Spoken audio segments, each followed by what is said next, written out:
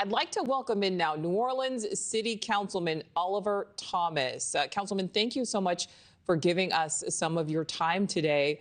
All right, so 5 now have been caught. We're seeing progress, but that means 5 are still missing. Considering the circumstances, are you surprised, or do you think that makes sense? Well, I mean, I'm not surprised about anything that happens these days. What I'm surprised about is how little people know about the prison system or the prison population. People have been trying to escape prisons for years. And when you leave an inmate, convicted felon in a situation too long, some of them try to figure out how to take advantage of that place or that space and how to take advantage of it, in many cases, to escape or get their freedom. So it's interesting to me that so many people who are involved in corrections or involved in criminal justice don't understand that this stuff happens and what we need to do to at least minimize it or prevent it. You know, and I know that at Supermax facilities in Colorado and other places, inmates figure out how to work the system. They figure out how to take advantage of the system. So we need to do better. Yeah, absolutely. You know, and as we look at this video, Councilman, the district attorney there, the Orleans Parish, Jason Williams, he spoke with reporters after he had toured this facility. I'd like to listen to some of what he said. I wasn't coming here to get a reaction. I came here today to gather information, to view the crime scene, to see it for myself. It's one thing to see camera shots and pictures, but I wanted to see exactly where they were able to scale the wall, what door they went out of, how it was secured. I wanted to see the back portion of that toilet area so we can understand how it was defeated, so we can figure out who all was involved in this jailbreak, who assisted, who knew, and when. This is just the beginning of that inquiry.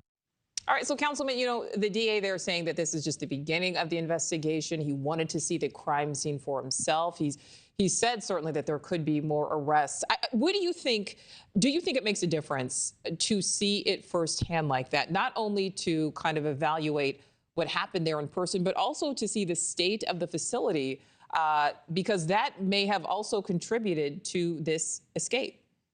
That's a very good point. So if nothing else, what we've learned is that anyone involved in criminal justice, especially that leads from arrest to prosecution to someone being remanded to the system, everybody involved ought to have at least some detailed information about what's going to happen with every branch of the system, from the courtroom to where a person is going to be detained temporarily or serving their time. So in the future, I would hope that all of the pieces of this criminal justice puzzle would not only know what their office looks like, but know what a cell, a holding cell,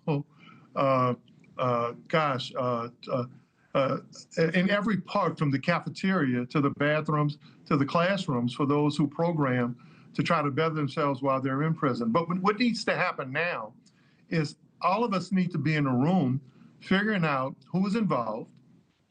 Every individual in the system who was part of this caper needs to be charged, brought to justice, making sure that the families that are out there that could testify or be involved in many of these cases, especially for the 5 who are still at large, that we're protecting those families, and that every division of the criminal justice system needs to be in the room figuring out how to minimize these efforts in the future. Not pointing fingers, not talking about what we didn't know, but what we do know, to make sure that at least we can minimize the effects of if it ever happens again.